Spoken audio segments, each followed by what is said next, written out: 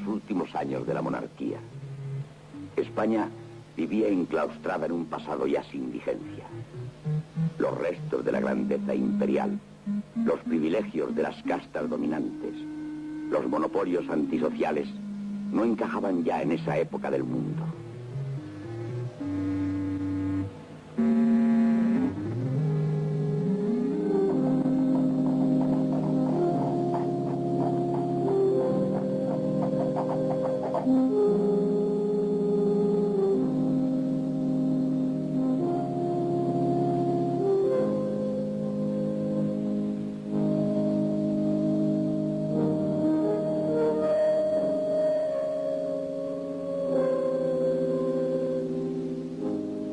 Había una España que no trabajaba, que no producía, que disfrutaba de una herencia sostenida por dos sólidos pilares: el ejército y la Iglesia. España era un país profundamente católico. España era, a su vez, un país profundamente anticlerical. La España de la preguerra era católica. Los españoles eran católicos porque eran bautizados. Generalmente hacían la primera comunión. Casi todos se casaban por la iglesia. Y la inmensa mayoría era sepultado en tierra bendecida con rito católico. Pero para ser católico un pueblo no basta eso. Oficialmente sí era España católica, pero realmente en España los católicos no realizaban el ideal del cristianismo hecho de amor a Dios y de amor al prójimo. Y de que el pueblo llegó a tener más antipatía al clérigo que a Cristo. La Iglesia católica no era solo un poder espiritual. Poseía también, durante el último periodo de la monarquía, un gran caudal material. 11.921 propiedades rurales, 97.929 propiedades urbanas, 4.192 censos. Había en el país 763 conventos, 26.569 monjes y 8.396 frailes, además de 35.000 sacerdotes seglares.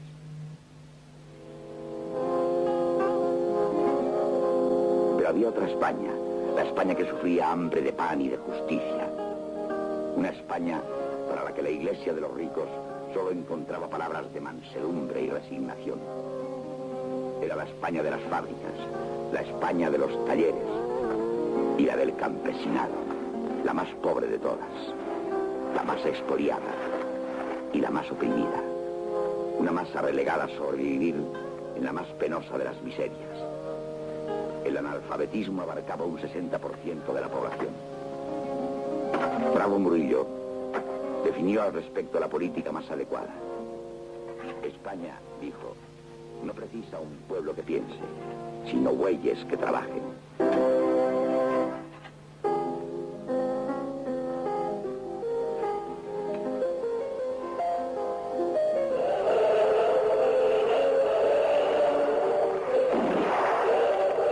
Pero el proletariado se iba cansando.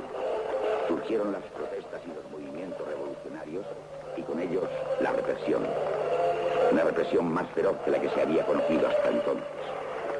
Todas las carreteras de España eran medidas por los pasos de los trabajadores que caminaban entre tricornios de la Guardia Civil.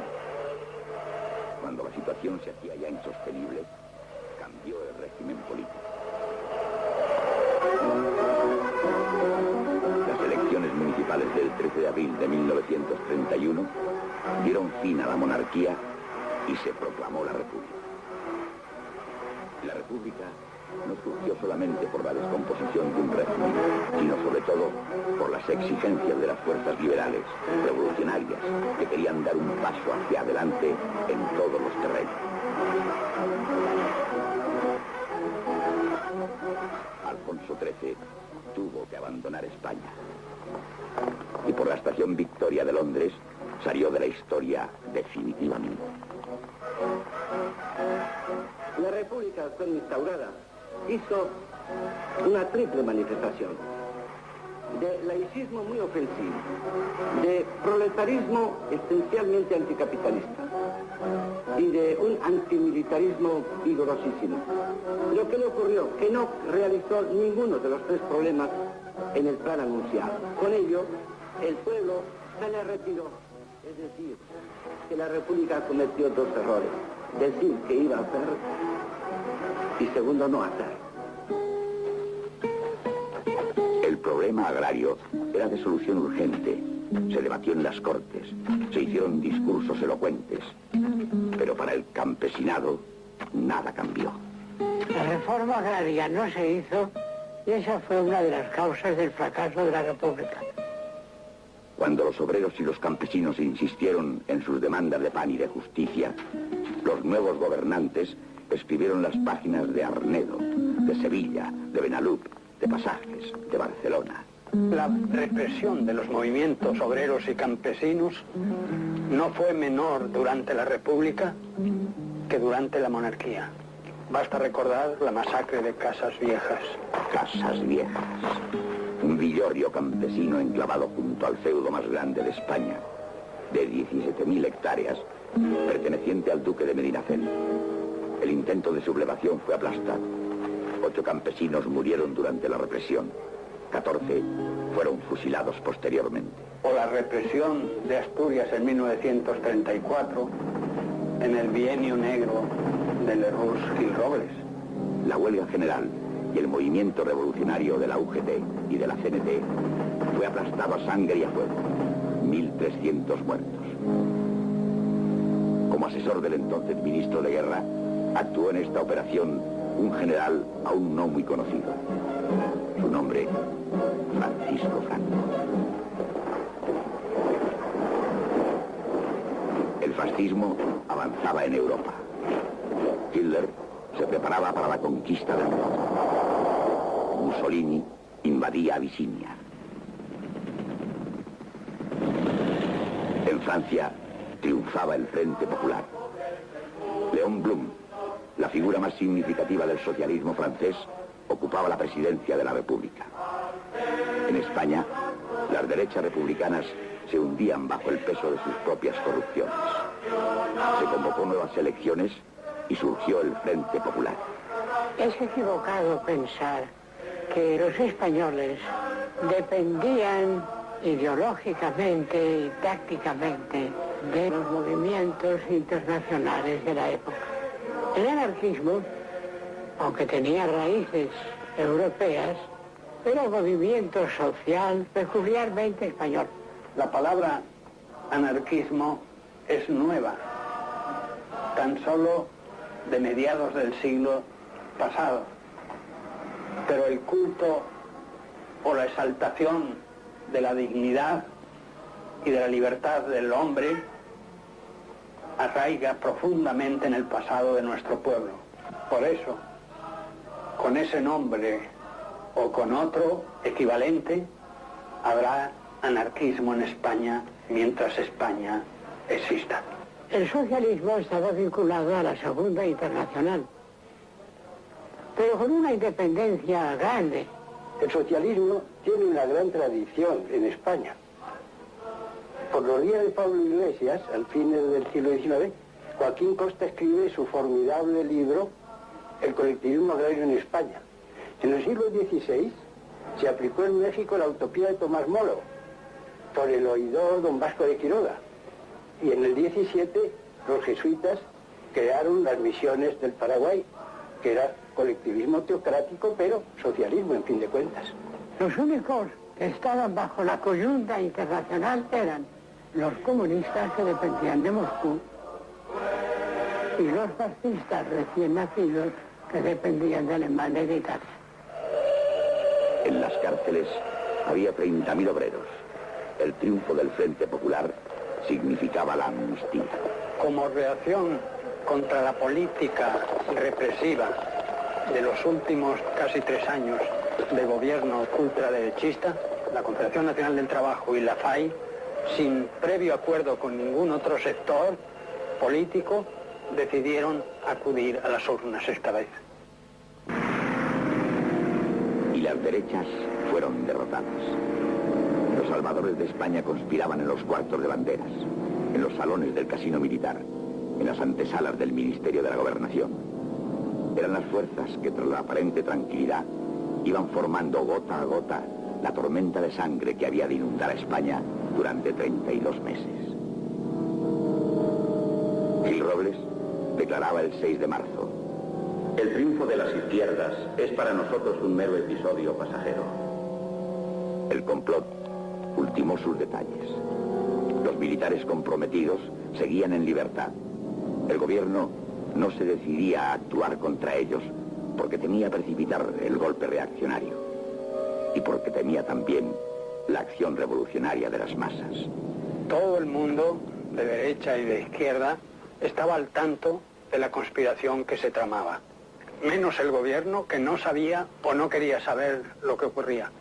Había yo recogido informes importantes sobre la conspiración que se tramaba en Portugal. Informé de todo lo que sabía sobre la conspiración a Casares Quiroga en una de mis escapadas a Madrid. Casares me escuchó, pero no me hizo ningún caso. El coronel Díaz Andino nos trajo las pruebas materiales de la conspiración. Le instamos a llevar esas pruebas al gobierno, a Madrid. No se le hizo caso. Más aún, estuvo a punto de ser encerrado en las prisiones militares, acusado de alarmista. El comisario general de Orden Público me encargó que hiciera un registro con mis agentes en la casa del capitán don Pedro Valdés Martel, que era uno de los capitanes que teníamos en las fuerzas de seguridad de Cataluña. En la caja del grabófono de este capitán se encontró un sobre lacrado que contenía ya el bando declarando el estado de guerra, firmado por el general de división González Carrasco, una hoja con instrucciones para la marcha que iban a emprender las diversas unidades rebeldes. En una palabra, tuvimos en nuestro poder, unos cuantos días antes de la sublevación, todos los documentos relativos al levantamiento militar que iba a tener lugar en Cataluña. A nosotros no nos sorprendió el levantamiento. Todo el mundo hablaba de él. Todo el mundo lo temía o lo esperaba. A nosotros nos sorprende, y nos sorprendió entonces todavía, que el único sorprendido fuera el gobierno de Madrid. El 17 de julio se sublevó la guarnición de Melilla. Casares Quiroga declaraba: no hay que preocuparse. El gobierno tiene todos los resortes. El 18, las noticias se sucedieron con rapidez vertiginosa. Franco se apoderó de Canarias. Queipo del Llano, con un golpe de audacia que desconcertó a sus adversarios, se apoderó de Sevilla. Los regulares desembarcaron en Algeciras. En Madrid, los socialistas, los anarquistas, los comunistas, los trabajadores de la CNT y de la UGT estaban en la calle. Se habían borrado todas las diferencias. No había discrepantes luchas. Todos unidos frente al enemigo común. Se le pidieron armas al gobierno. Casares Quiroga seguía encerrado en su actitud. ¿Armas al pueblo? Jamás. Eso es la revolución. El gobierno, evidentemente, tenía más temor al pueblo que a sus adversarios. En Barcelona se precipitaban los acontecimientos. Ante la inminencia de la sublevación, hacía días que los militantes vivíamos en los sindicatos, recontando las armas y los hombres, recibiendo las informaciones de los enlaces que vigilaban cualquier movimiento de tropas sospechosos. El gobierno de la Generalidad se sentía indefenso. Nos parecía muy difícil oponernos a la sublevación de toda la guarnición de Barcelona con solo 1.960 guardias agrupados en 9 compañías de seguridad y en 3 pequeños batallones de asalto. Companys, consciente de que sus fuerzas armadas no podían resistir, apeló a la CNT y a la FAI. El peso de la CNT y de la FAI era aplastante en Cataluña. Fuimos por la Confederación Nacional del Trabajo, fueron Durruti, Ascaso y el secretario de la Federación Local de Sindicatos de Barcelona. Yo fui en representación de la FAI. Esa fue la primera vez que un miembro de la FAI daba la cara públicamente. Se le pidieron armas a la Generalidad para organizar la defensa. Se nos negaron rotundamente, temiendo sin duda mucho más el desbordamiento popular que a los propios enemigos. Era la madrugada del 19 de julio. Estábamos en Gobernación, Ascaso, Durruti y yo. A eso de las 4 de la mañana sonó el teléfono y se nos avisó que los rebeldes comenzaban a salir del cuartel de Pedralbes.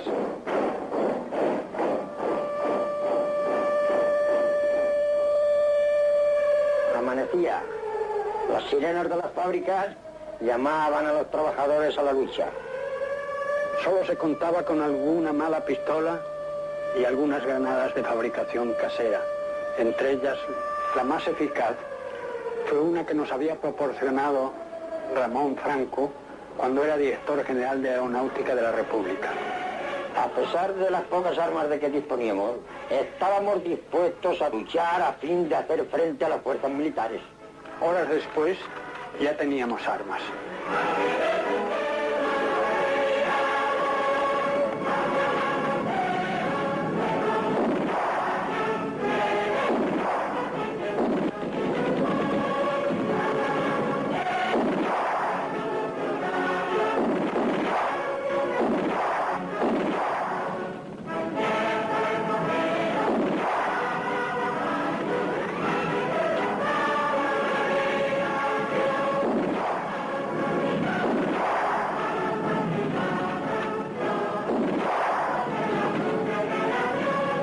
Se armó, conquistando sus armas de las tropas sublevadas.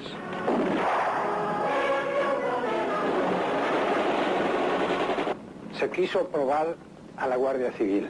Se le encomendó al coronel Escobar, con uno de los tercios, que tomase la Telefónica y el Hotel Colón en manos del ejército. Recuerdo la eficacia militar del coronel Escobar.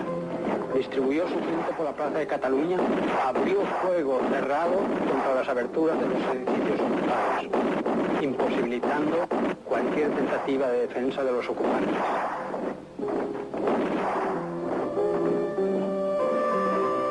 Media hora más tarde, tuvieron que rendirse. El coronel Escobar fue paradigma de eficacia y lealtad profesional.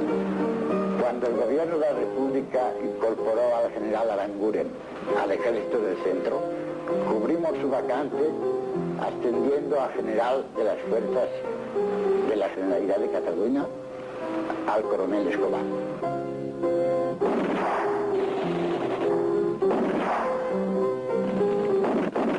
En las primeras horas de la tarde se rindió la capitanía, donde se encontraba el general Godet, jefe militar de la rebelión. Atarazanas seguía sin rendirse. Con otros compañeros avanzamos como un camión frente al cuartel, barriendo con la ametralladora desesperadamente el balcón corrido de la fortaleza, donde se hallaban parapetados los facciosos que se rindieron agitando banderas blancas.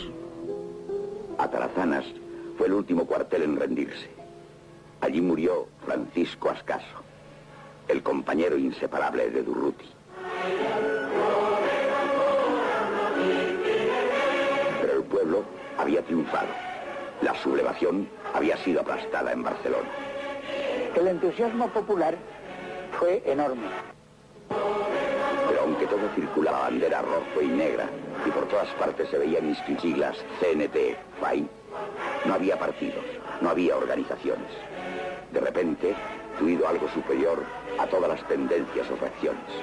Se había constituido un pueblo, con un solo pensamiento, con una sola voluntad. Lejos estaba en aquellos momentos de imaginar que aquella unidad iba a volver por intereses partidarios a escindirse en fracciones rivales, en conglomerados hostiles, en mandarines de facción. La noche del 20 de julio volvió a llamarnos compañeros. Recuerdo que nos dijo: sois dueños de la situación, el poder ha cambiado de manos. Le respondimos que los anarquistas no aspirábamos al poder, que permaneciese en su puesto.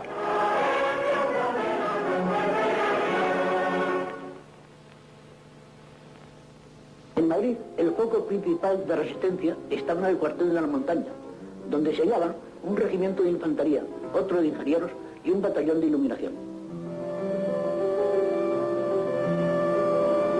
En las primeras horas del día 20, una verdadera marejada humana, con armas y sin ellas, se dirigió al cuartel de la Montaña y lo rodeó.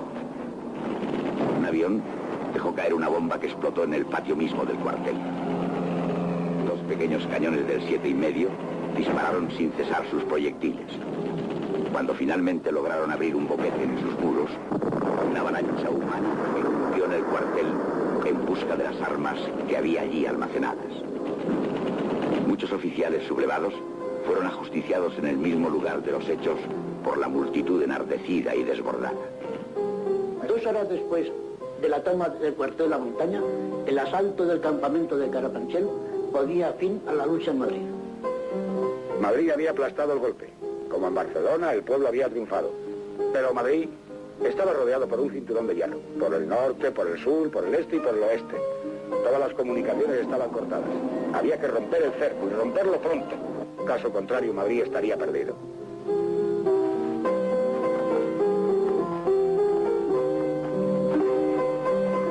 Al rayar el alba, numerosos grupos improvisados salieron a recuperar Toledo, a recuperar Guadalajara, para abrir así las vías de comunicación con el sur y con el este.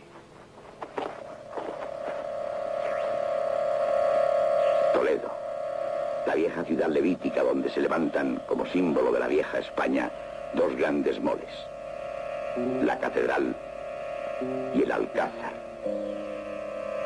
En Toledo está la Academia de Infantería. En Toledo está también la sede primada de la Iglesia española.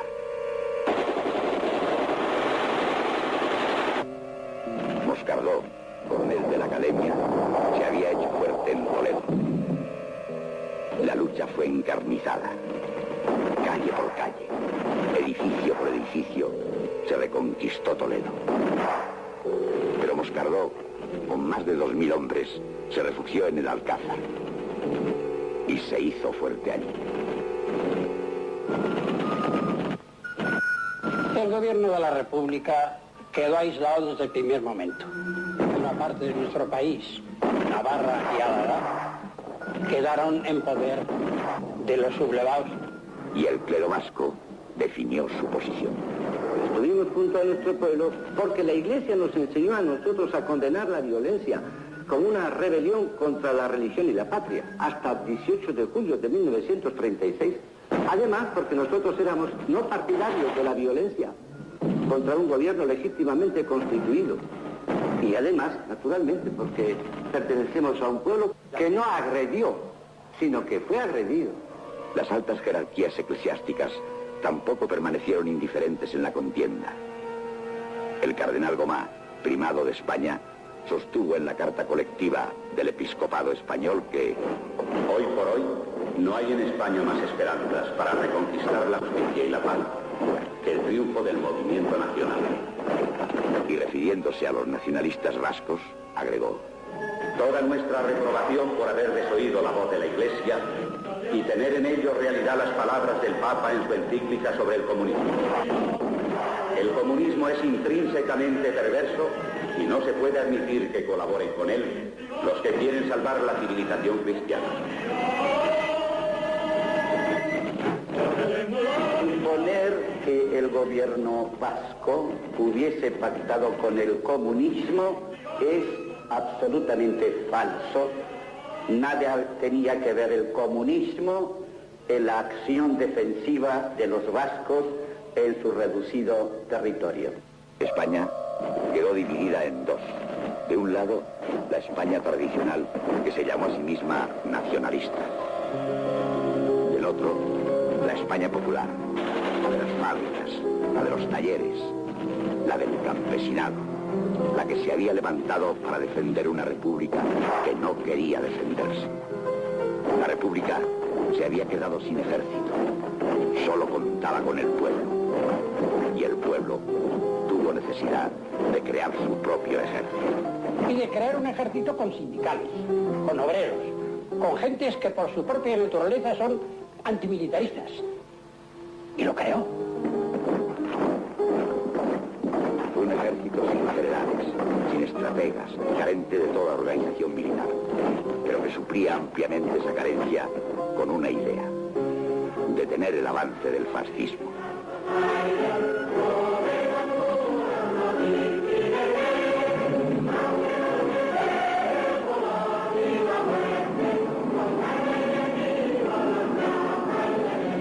El 24 de julio, solo 4 días después de aplastado el golpe militar en Barcelona, salió la primera de aquellas columnas hacia Aragón. A su frente, alguien cuyo nombre era ya una leyenda: Buenaventura Durruti. Durruti era un hombre de una abnegación y de una valentía tan manifiestas, tan naturales, tan visibles por todos, que inspiraba una confianza absoluta y por consiguiente se convertía en un verdadero dirigente sin proponérselo él. Era dirigente de masas a pesar suyo. Como es sabido por muchos, por sus manos pasaron millones, pero él nunca tuvo un céntimo para sí mismo. Y la prueba suprema de su desinterés es lo que dejó al morir: unas gafas ahumadas, el mono y nada, efectos personales exclusivamente, nada más, ni un céntimo. El romancero libertario popularizaba aquellos días las siguientes estrofas: por los montes de Aragón salta vibrante la jota.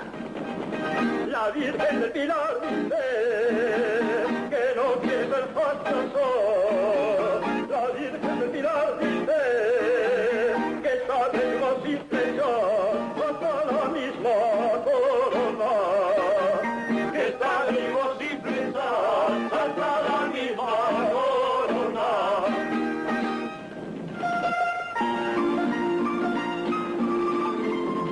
Por los montes de Aragón avanza la gente moza de las huestes de Durruti que no conocen derrotas, de los que a todo renuncian, pero nunca a la victoria.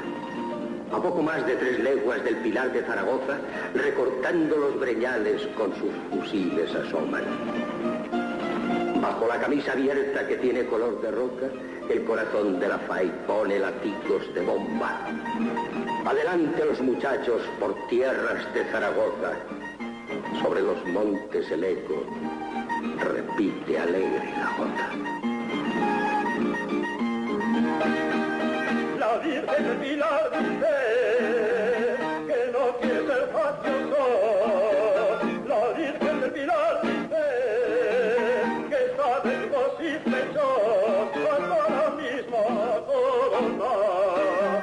Que sabemos y flechas hasta la misma corona.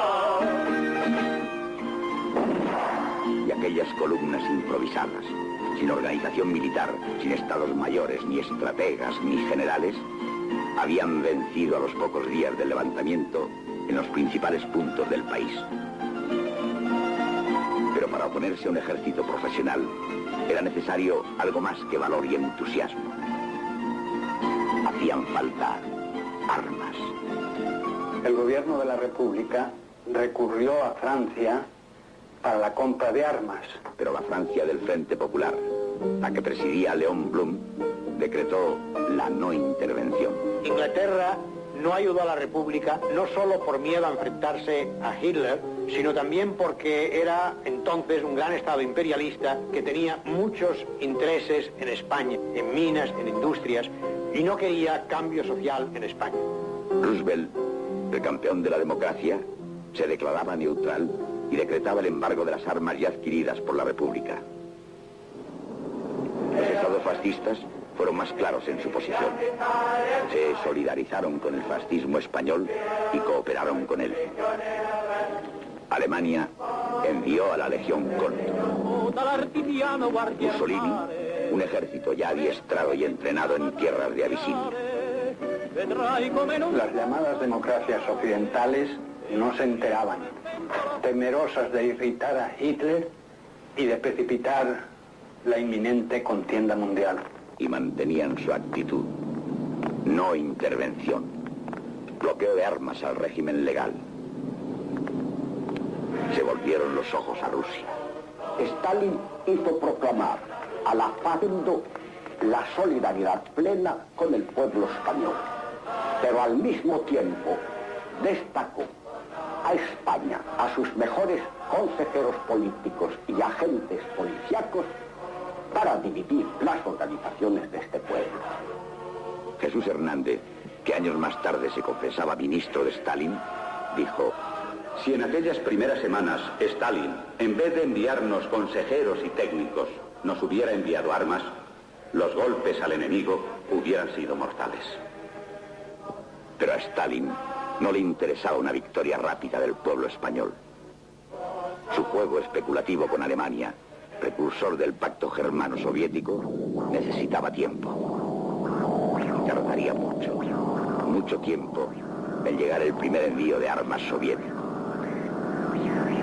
Y en tanto los jerarcas de la política internacional jugaban sus cartas sobre el tapete verde de los taúres, el pueblo español seguía derramando su sangre sobre las tierras de España.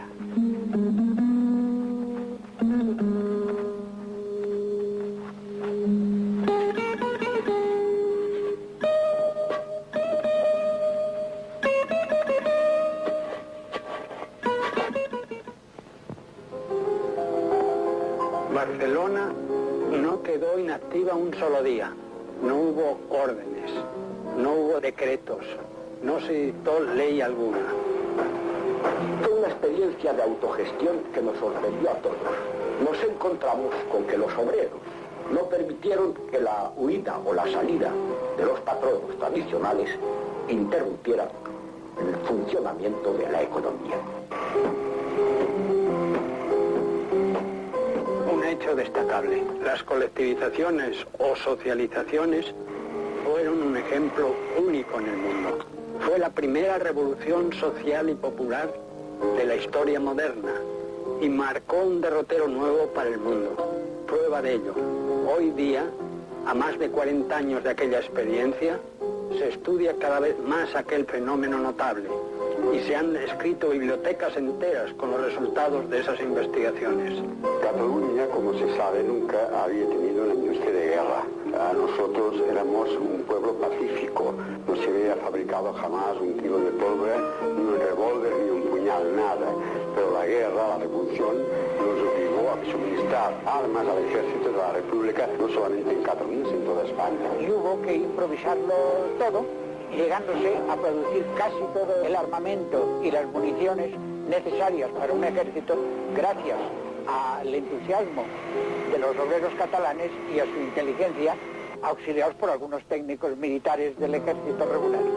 El gobierno de la República de aquellos momentos tenía la preocupación de ganar la guerra, pero había otra, que la unidad que se había producido en nuestro país pudiera traer un movimiento de tipo social que repasaba completamente las posibilidades o los deseos de los partidos que estaban en el poder en Madrid.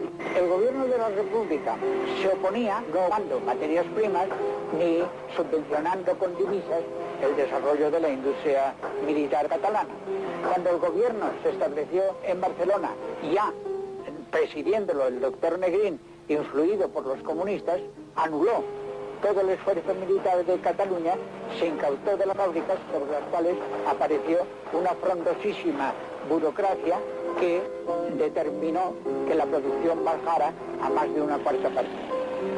En el campo se crearon las colectividades agrarias, naturalmente mediante la expropiación de los grandes propietarios. Todo eso funcionó y fue la primera experiencia directa de autogestión de los obreros, de los campesinos y demás. Cataluña hacía la guerra, Cataluña hacía la revolución, Cataluña iba a transformar el mundo social de nuestro país y claro, el gobierno no deseaba que se produjera. Mi compañero Andrés Gil, que había ocupado altos cargos en Moscú durante 8 años, le aseguró a Luis Companys y repitió numerosas veces que la Revolución Española había sido mucho más contundente y espontánea que la propia Revolución de Octubre de 1917, que en realidad fue un golpe de Estado. 2000 colectividades agrarias se formaron espontáneamente en toda la España republicana, tanto en Cataluña como en Aragón, en Levante, en Andalucía y en Castilla. partido, ninguna organización dio la consigna. No fueron necesarios planes de gobierno, ni discursos en las cortes, ni planes realizados por expertos, ni trámites burocráticos. Los campesinos, conscientes de sus problemas, eran también conscientes de la solución y avanzaban por esa vía resueltamente. Después de los años pasados, cada día me siento más orgulloso, no como catalán, sino como español, de que en nuestro país surgiera esta idea genial de las colectivizaciones. La prueba está que en el mundo entero se habla de estas realidades de Cataluña y que hoy día la acción autogestionaria de las empresas se basa en lo que pasó en Cataluña. En la zona republicana había dos posiciones muy claras. La de las derechas, es decir, los republicanos, los comunistas, Prieto, que decían que la guerra no se podía ganar si se hacía la revolución. Y la de las izquierdas, es decir, la CNT, el PUM, Largo Caballero, que decían que solo haciendo la revolución se podía ganar la guerra. Los comunistas y Negrín impidieron que se hiciera la revolución y por lo tanto que podamos saber si con la revolución se habría ganado la guerra. Pero lo que sí sabemos de seguro es que sin la revolución se perdió la guerra.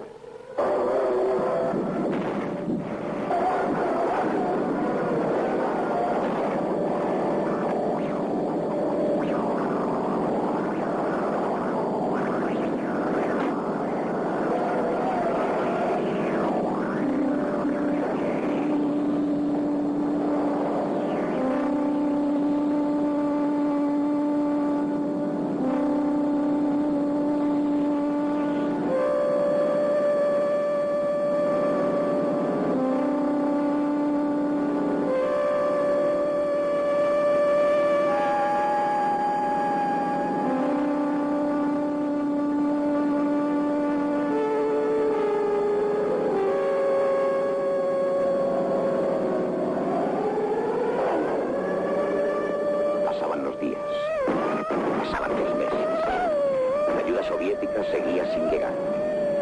Seguían llegando, en cambio, consejeros, técnicos y agentes de la GPU que iban tomando posiciones claves en el gobierno e influyendo en sus decisiones con la promesa de la ayuda.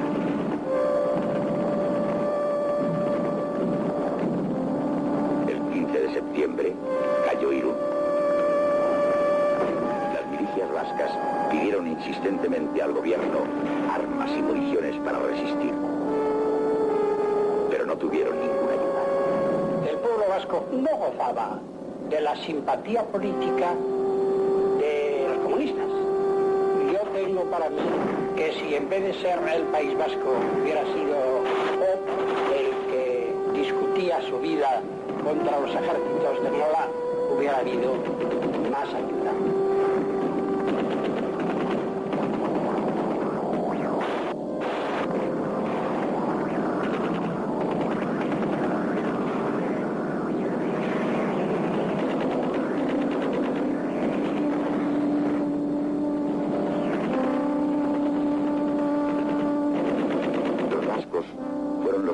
En conocer el camino del exilio y los campos de concentración de Francia.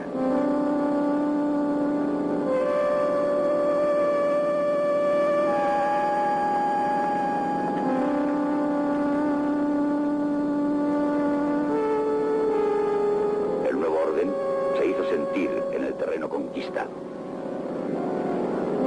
Entre otros, 11 sacerdotes fueron fusilados.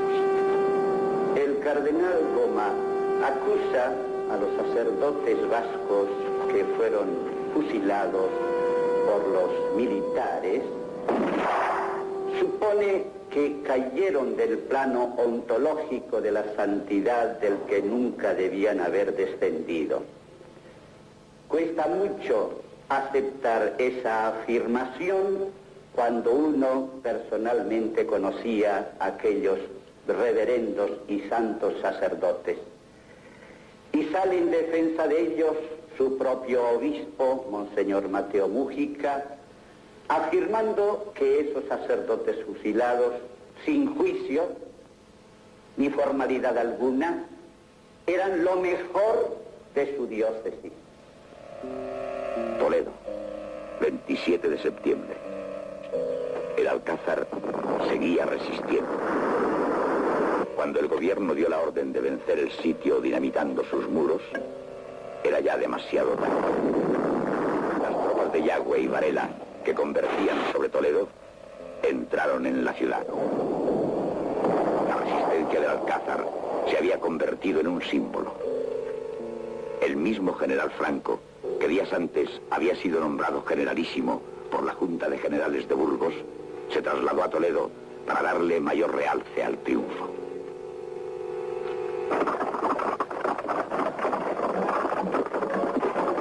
Y mientras los ejércitos de Yagüe y Varela estrechaban el cerco de Madrid, principal objetivo del ejército sublevado, Franco se trasladó a Burgos. Su carrera iba en vertiginoso ascenso. El 1 de octubre fue confirmado como jefe del mando único de las fuerzas de aire, mar y tierra y proclamado jefe del Estado español. El 26 de octubre llegó el primer envío de armas soviético al puerto de Valencia. En el mar se habían cruzado dos naves. La que venía de Rusia con el cargamento de armas para la España leal y la que había partido del puerto de Cartagena con el 51% del oro del Banco de España. Esta cuestión del oro necesita aclararse. El gobierno republicano mandó a Rusia oro por valor de 550 millones de dólares de la época y recibió armamento a cambio de este oro. Según los documentos oficiales alemanes, la ayuda total del suministro en armamento por Hitler a Franco no pasó de la cifra de 500 millones de marcos.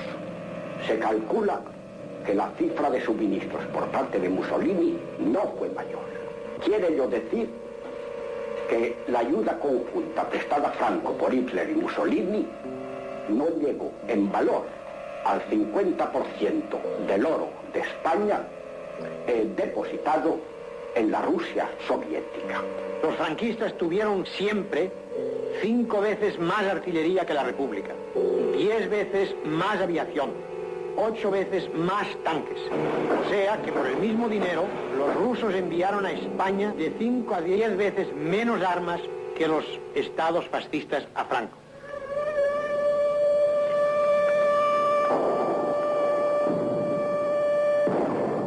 El mismo 26 de octubre, Madrid soportaba un cruento bombardeo. Los Junkers y los Capronis experimentaban su poder devastador sobre la capital de España.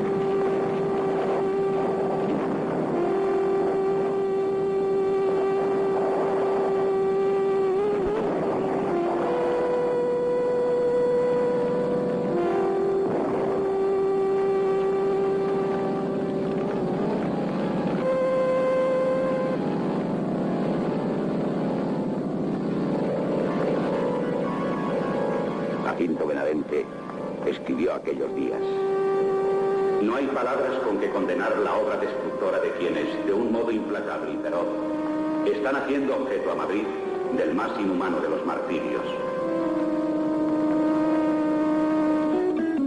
Los niños son los que más padecen y los niños son los más inocentes. Niños muertos, niños mutilados,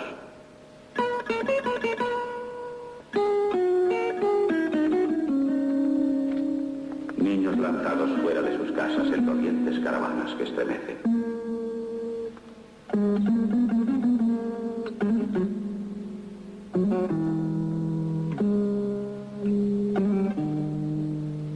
Los actos de violencia contra las personas inermes y contra edificios habitados por gentes pacíficas Pueden explicarse en masas desencadenadas y desbordadas por la pasión, pero jamás se justifican cuando los perpetran fuerzas organizadas en nombre del orden e invocando principios religiosos y tradicionales.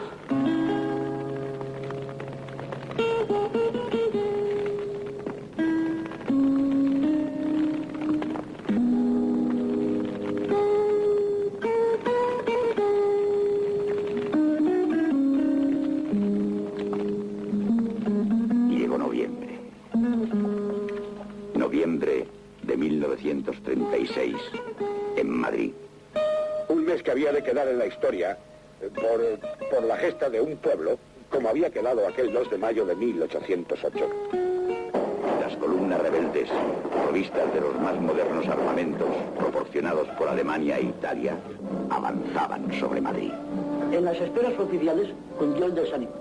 Los generales Pota y Asensio, tras medir y estudiar todas las posibilidades, consideraron que era imposible la defensa de Madrid.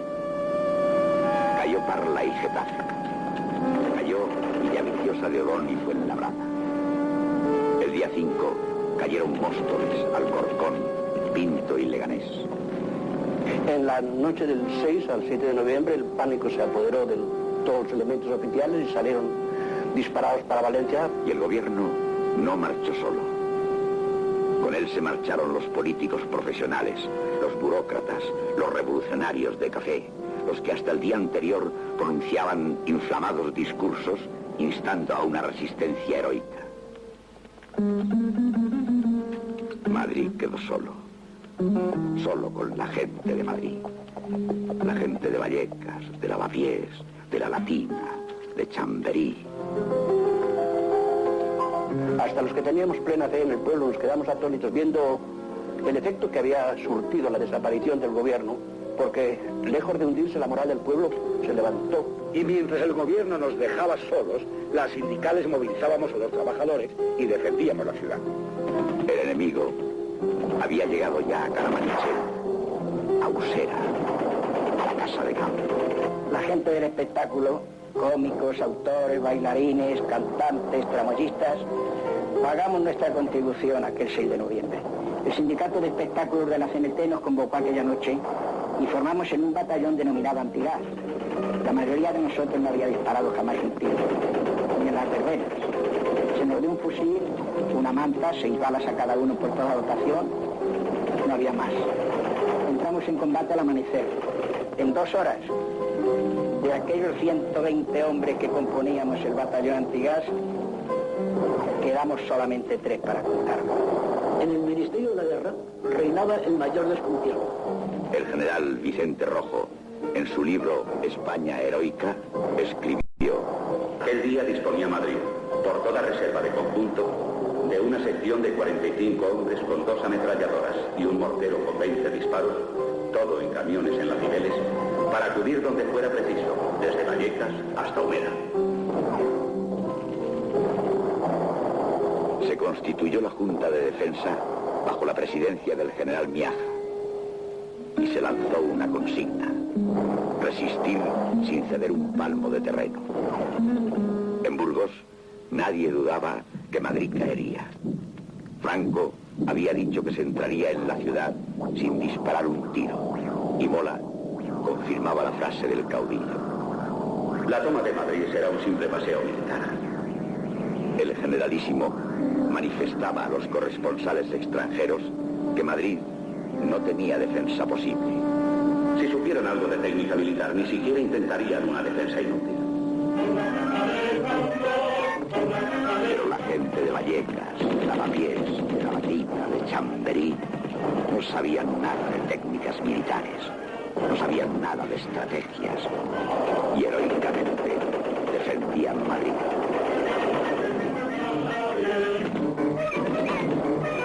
Llegaron las brigadas internacionales. Gente de todas partes del mundo, de distintas razas, de distintas lenguas, pero que hablaban el lenguaje común del antifascismo.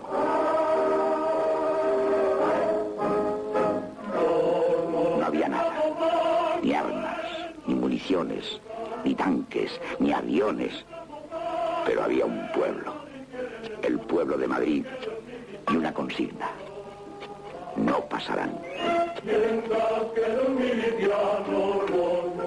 El quinto regimiento emitió un manifiesto dirigido a la población. Decía así: madrileños, si el enemigo consigue penetrar en nuestras calles por algún sector de lucha, el pueblo de Madrid debe estar preparado para hacer imposible su avance, atacándole sin descanso en la siguiente forma. Cada vecino de Madrid debe proveerse de botellas de gasolina, las cuales irán tapadas con algodones que se prenderán en el momento de ser lanzadas desde los balcones, ventanas, tejados, etc., contra los tanques o camiones blindados que consiguieran penetrar por las calles de Madrid. Viejos, mujeres y niños están a estas horas movilizados para defender Madrid. El 8 de noviembre era el día fijado para la entrada en Madrid. En Leganés se había reunido el futuro ayuntamiento. En Móstoles aguardaban las caravanas que habían acudido para presenciar la entrada triunfal del Generalísimo. Los periódicos extranjeros tenían compuestos sus titulares anunciando la caída de Madrid.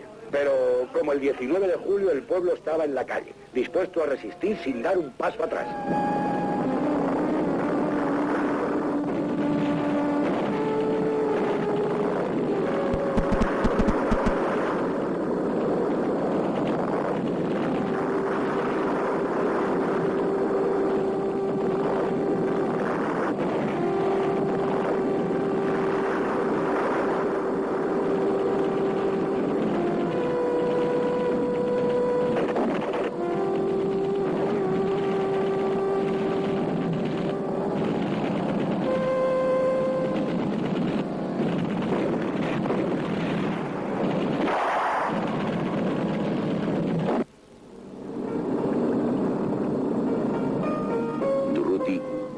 Con su columna de anarquistas catalanes para defender la ciudad heroica.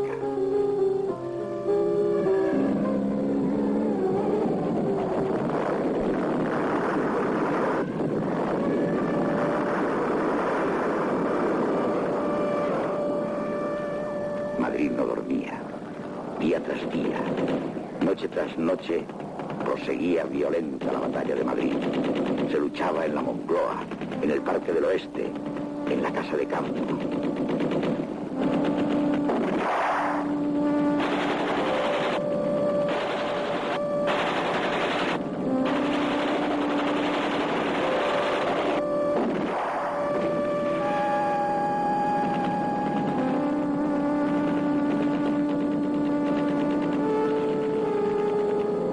Rafael Alberti escribió aquellos días: Madrid, corazón de España, late con pulsos de fiebre.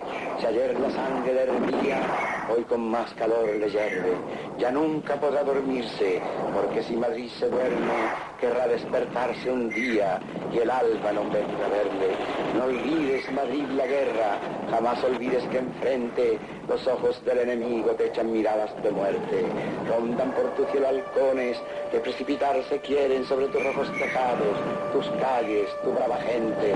Madrid, que nunca se diga, nunca se publique o piense que en el corazón de España la sangre se volvió nieve.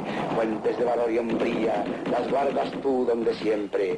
Atroces ríos de asombro han de correr esas fuentes. Que cada barrio a su hora, si esa mal hora viniere, hora que no vendrá, sea más que la plaza más fuerte. Los hombres como castillos, igual que almena sus frentes, grandes murallas sus brazos, puertas que nadie penetre.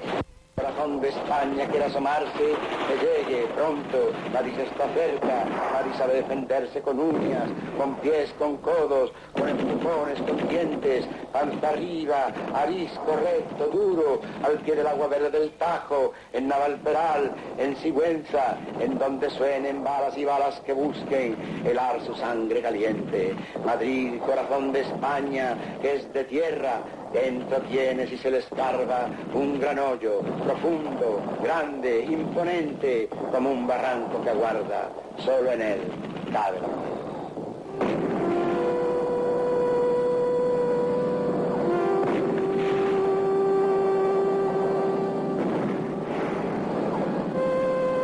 El día 20, en la ciudad universitaria, murió Durruti.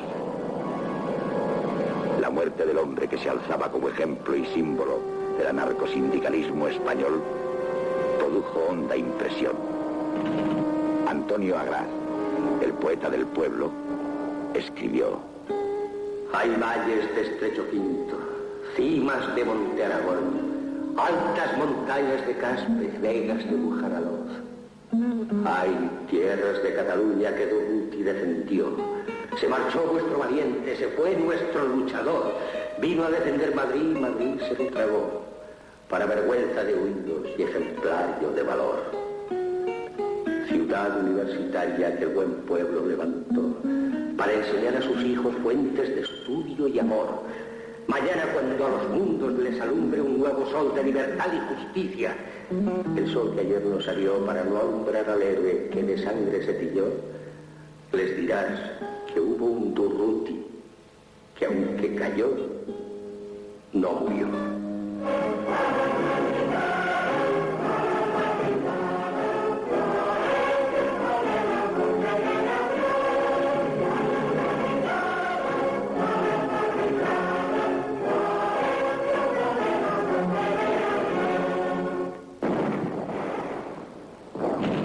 Pasaban los días, pasaban las semanas, y sin tregua ni pausa, proseguía la batalla de Madrid.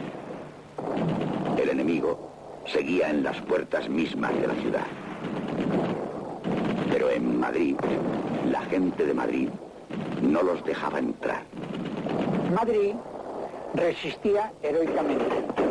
Recorrí todos los frentes de guerra en compañía de mi compañero, el segundo jefe de Estado Mayor del Ejército del Centro, Pérez Garzón. Manifesté que aquella resistencia heroica no se podría haber hecho sin un Estado Mayor muy técnico y muy inteligente.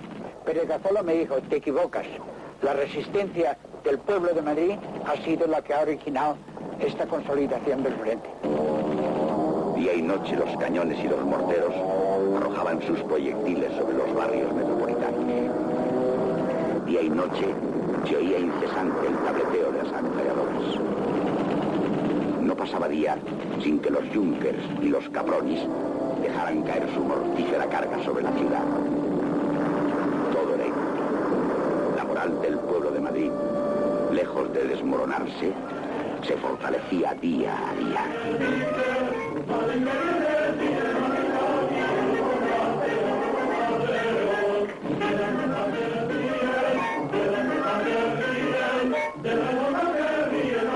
Antonio Machado, el poeta inmortal, le dedicó estos versos. Madrid, Madrid, que bien tu nombre suena. Rompeolas de todas las Españas. La tierra se desgarra, el cielo truena. Tú sonríes con plomo en las entrañas. Abastecer a Madrid era uno de los mayores problemas con que se tropezaba. Desde Levante, desde Barcelona, se trataba de hacer llegar víveres a la población de la ciudad sitiada por la única vía de acceso, la carretera de Valencia, la misma que en sentido inverso utilizaban los precavidos y los timoratos. Pero las dificultades para avituallar un núcleo tan numeroso de personas eran cada vez mayores. Se hizo preciso reducir el censo de la población y la Junta de Defensa se encargó de organizar la evacuación de todos los que en la retaguardia no rindieran un esfuerzo útil para la defensa.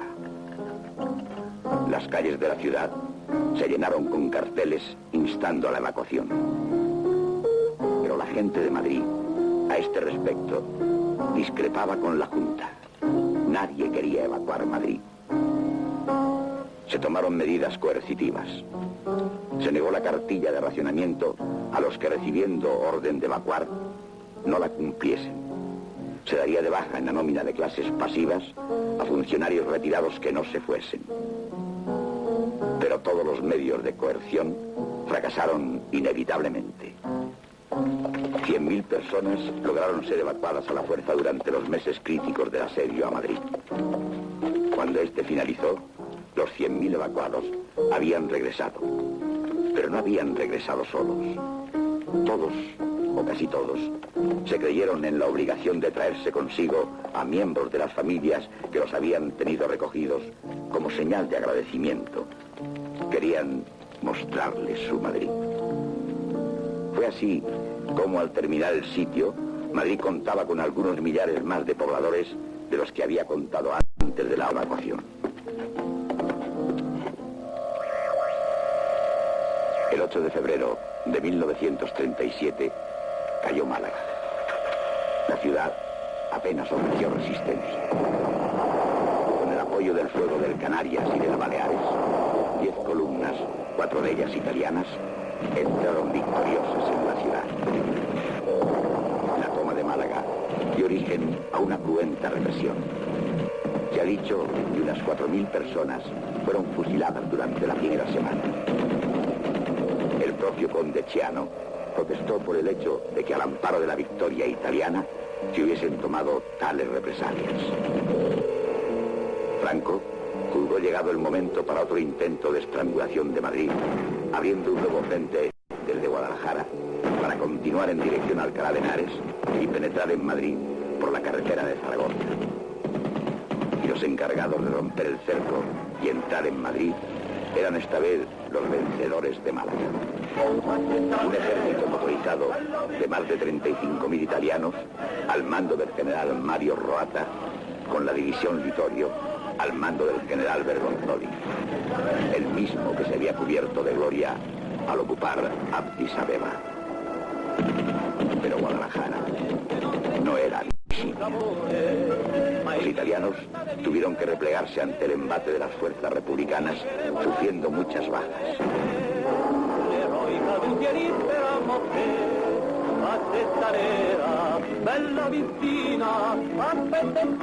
Numeroso fue el botín de armas y equipos que pasó a manos de los vencedores.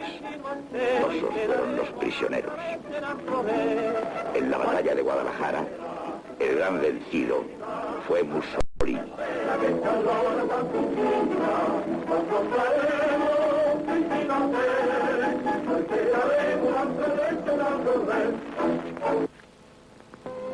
Entre los vences se destacaron los comunistas de Lister, los anarcosindicalistas de Cipriano Mera y el campesino, figura que la propaganda comunista había hecho muy popular.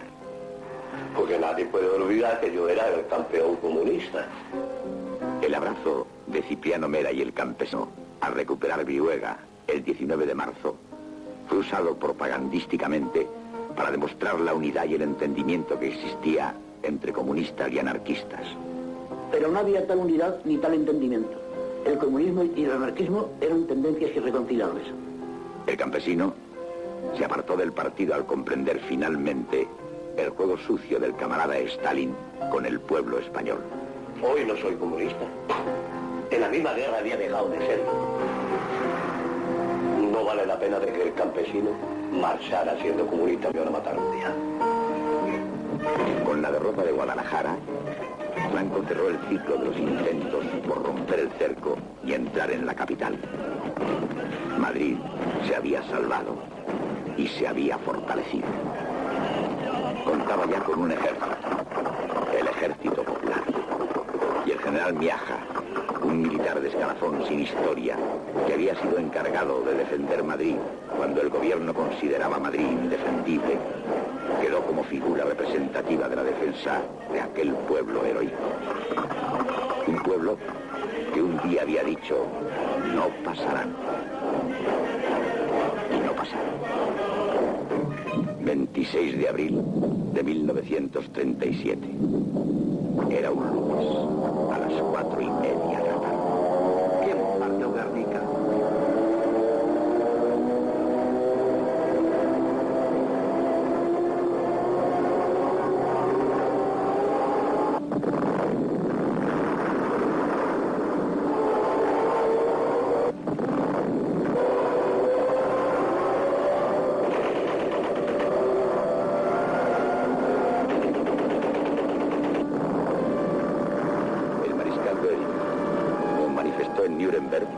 Ansiaba disponer de un banco de pruebas para ensayar los efectos del bombardeo masivo de su joven Luftwaffe. Y se eligió que esta ciudad significaba histórica y políticamente para los vascos. El ensayo duró 4 horas y se realizó en 3 fases. Primera, bombardeo con bombas explosivas pesadas. Segunda, ametrallamiento de la población en las calles. Tercera, bombardeo con bombas incendiarias.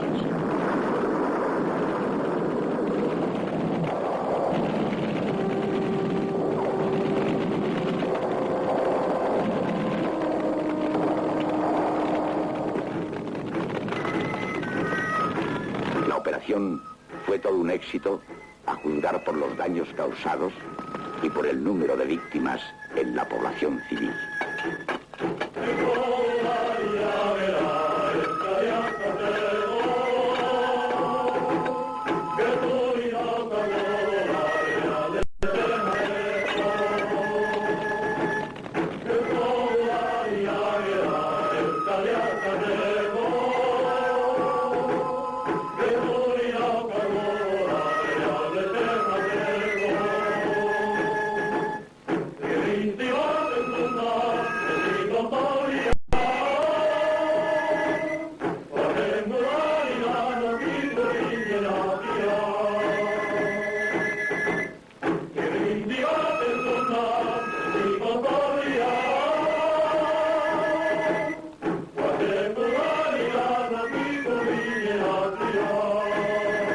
Guernica fue una prueba hecha por los aviadores alemanes al servicio de Franco, dejándola sin piedra sobre piedra. El régimen de Franco se iba afirmando en la otra zona. Su guerra, como dijo el padre Menéndez Reigada, uno de los asesores religiosos de Franco, es una guerra santa, la más santa que la historia haya conocido. Hitler y Mussolini cooperaban en esa guerra con toda la ayuda que era necesaria. Stalin seguía proporcionando armas a la República, pero como cita Jesús Hernández, mientras aquellos facilitaban a Franco las armas en cuantía necesaria para derrotar a la República, la Unión Soviética nos las suministraba con cuentagotas. Cuando la política de Moscú encontraba resistencias en la República, los suministros se espaciaban. Cuando se restablecía la armonía por la subordinación, los suministros afluían de nuevo. La España leal, por temor a privarse de la única fuente de abastecimiento bélico de que disponía, había forzosamente de allanarse a las exigencias rusas. Y los delegados de Moscú dirigían la política del gobierno y las operaciones militares según las conveniencias de Stalin.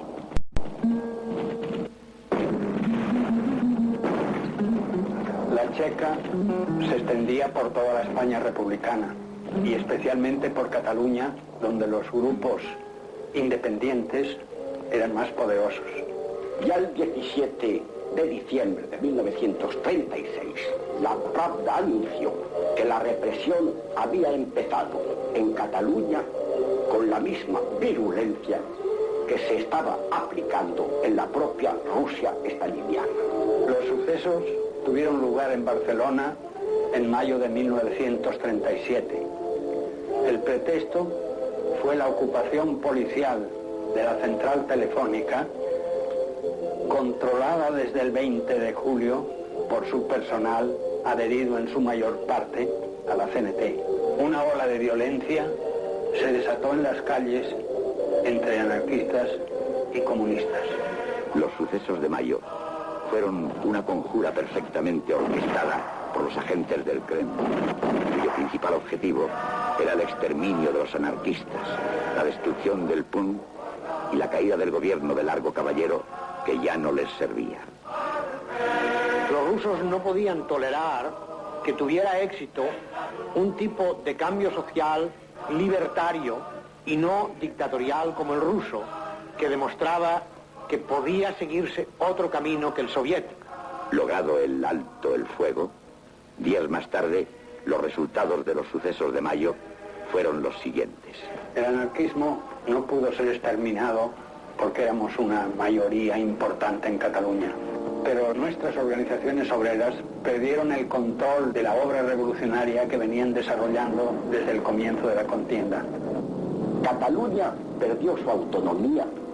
El POM fue exterminado y sus principales dirigentes encerrados en prisiones controladas por la GPU. Y mi compañero y amigo Andrés Nin fue torturado y asesinado por los agentes de la GPU, precisamente en el Pardo, como yo he descrito en alguna parte. El gobierno de Largo Caballero fue sustituido por otro que respondía mejor a los intereses del Kremlin. Lo encabezó una figura más maleable y adicta, Juan Negrín. El doctor Juan Negrín, jefe del gobierno llamado de la Victoria, fue designado por Palmiro Togliatti, primer consejero de Moscú en España. Nada más cosechó derrotas tras derrotas hasta llevarnos a la catástrofe final en el país. Y llegó el 25 de julio de 1938. Los ejércitos republicanos cruzaron el Ebro. La batalla del Ebro fue una operación audaz. Los mejores expertos en el arte militar la hubieran condenado por anticipado. ¿Por qué se hizo entonces? Jesús Hernández dice en su libro Yo fui ministro de Stalin. Moscú venía preparándose para jugar a dos alternativas y salir de cualquiera de ambas de quedó. O una guerra general europea o un pacto con Hitler. Y a la vista de los tratados de Múnich, Stalin decidió negociar con Berlín, ofreciéndole en prueba de su sinceridad el cadáver de la República Española. Y en el Ebro comenzó a redactarse por los rusos el pacto germano-soviético con la sangre, el heroísmo y el sublime sacrificio del pueblo español. En pocos días, más de 600 kilómetros cuadrados quedaron en poder de las fuerzas republicanas. Pero mantener el territorio ocupado era, desde todo punto de vista, una misión imposible.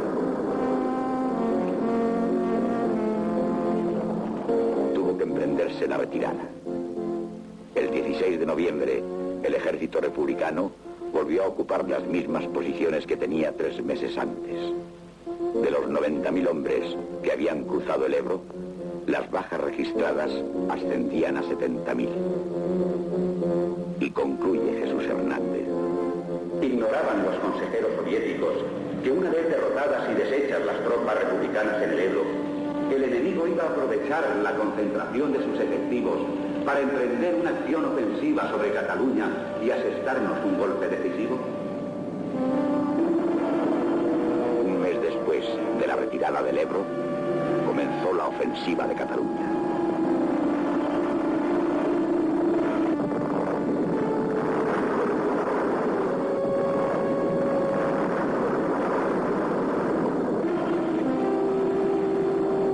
El 25 de enero, el gobierno de la Victoria y su corte burocrática salió sigilosamente de Barcelona rumbo a Francia. El 26, el telégrafo y la radio proclamaron al mundo esta noticia. Ha caído Barcelona.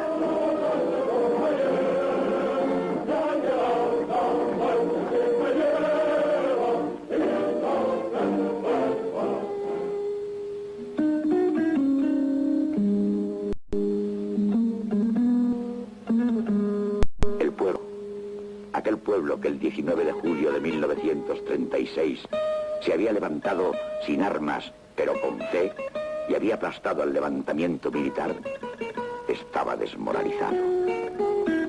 El curso de los acontecimientos le habían distanciado espiritualmente de la guerra. Ya no sabía por qué luchaba, pero sabía, eso sí, que no luchaba ya por los mismos intereses que 3 años antes.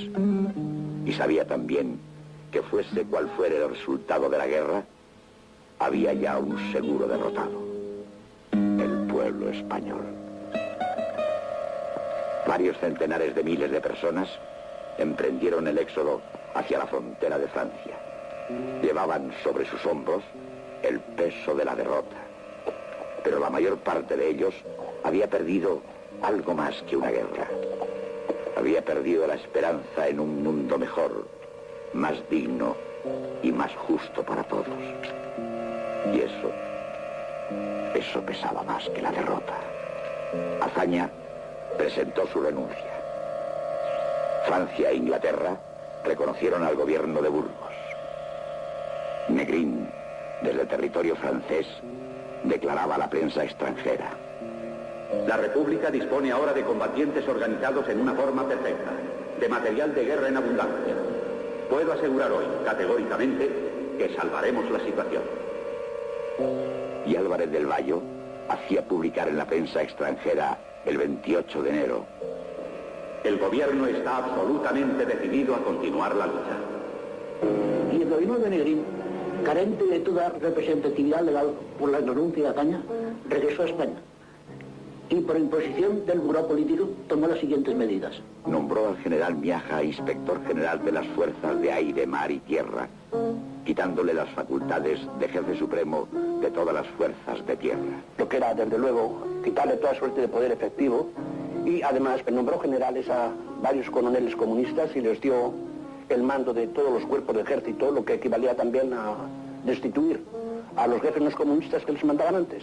La medida, dice Jesús Hernández, declara inspiración moscovita, fue una fina provocación política, una incitación a la rebeldía, la chispa que había de encender el polvorín de la sublevación.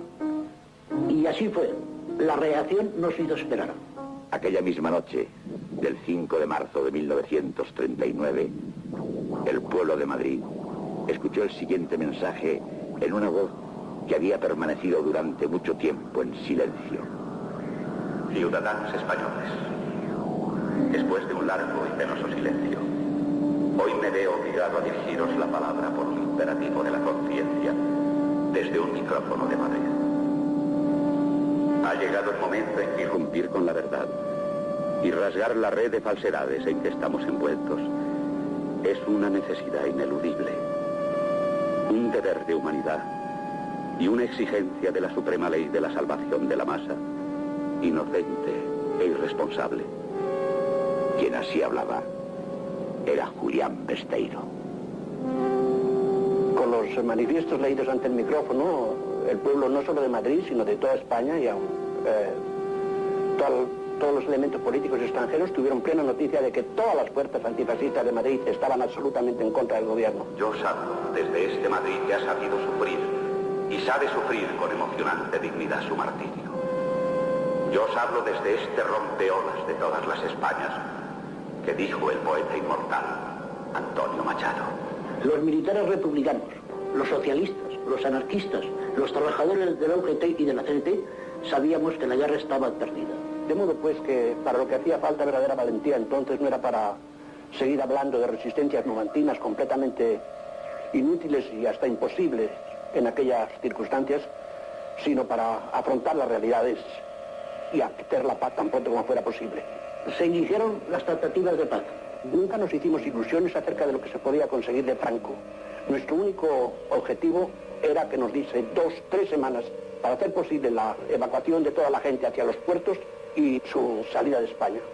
Pero Franco no aceptaba condiciones. La rendición debía ser incondicional. Los vencidos tenían que pagar.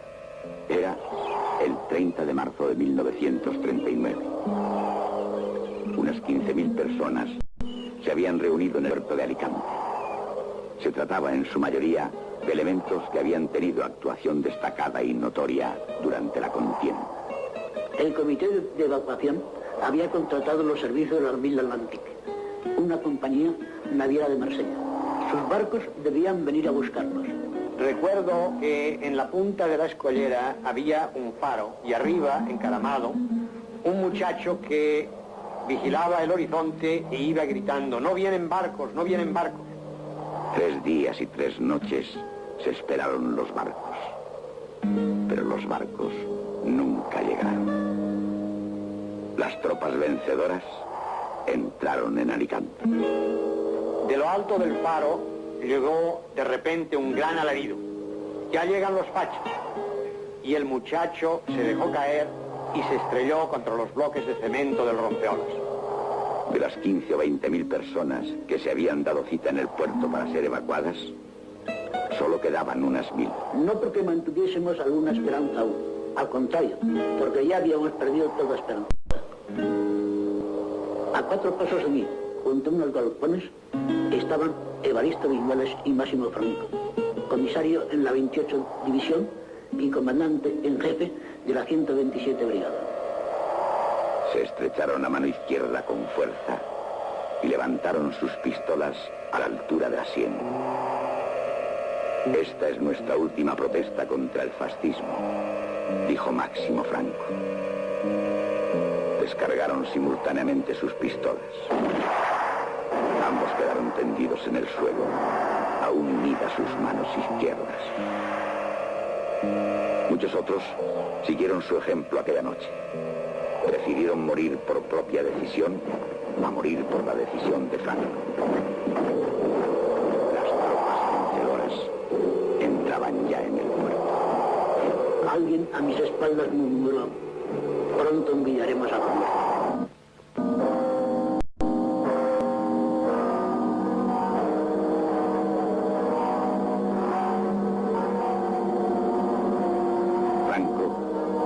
Amo indiscutible de España. La República había perdido la guerra.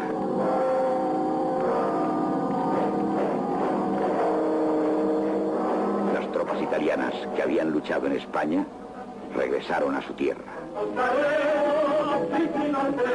Mussolini dijo al respecto: el 18 de julio señala una gran victoria del fascismo y es una fecha decisiva en la historia, como primer asalto de las nuevas ideologías europeas representadas por Alemania e Italia contra las viejas, encarnadas en las vetustas democracias plutocráticas.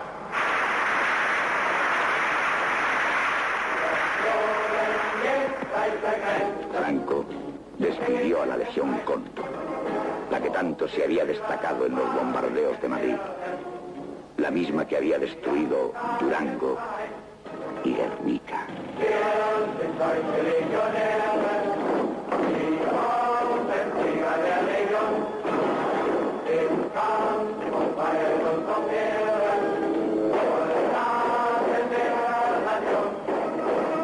Al regreso de las tropas alemanas, el Führer les dirigió una encendida arenga exaltando el heroísmo demostrado en su lucha contra las plutocracias europeas. Ni Hitler ni Mussolini hablaban ya de su lucha contra el comunismo. El pacto germano-soviético había sido sellado. La guerra había terminado y la habíamos perdido. Sin embargo, para muchos centenares de millares de españoles no llegó la paz al terminar la guerra. 500.000 de españoles, combatientes y no combatientes, mujeres y niños, cruzaron la frontera. En los campos de concentración franceses murieron muchos refugiados de hambre, de frío, de enfermedades. Después de la caída de Madrid, algunos pudieron llegar con muchos riesgos al norte de África. Desde Francia, una minoría pudo buscar refugio en países de América.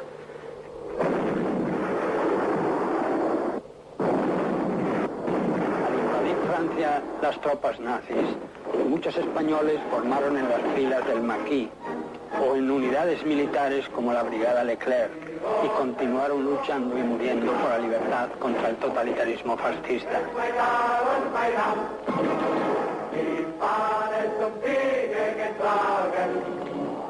Las filas de los refugiados fueron raleadas por los alemanes triunfadores y muchos millares de ellos fueron encerrados en los campos de concentración nazis. En uno solo de esos campos, el de Mauthausen, de 7.199 españoles murieron en las cámaras de gas 4.761. En otros campos ocurrió lo mismo. El exilio, no obstante, fue una minoría. Sin embargo, la mayor parte de los que habíamos perdido la guerra permaneció en España. para ellos tampoco había llegado la paz. Muchísimos millares fueron encarcelados y, según manifestaciones oficiales, un par de cientos de miles juzgados y condenados. Muchos millares ejecutados con o sin proceso. Muchos centenares de millares privados de sus derechos civiles. Los vencidos debieron pagar con su vida, con la cárcel, con el silencio, con un silencio que había de prolongarse por muchos y muchos años.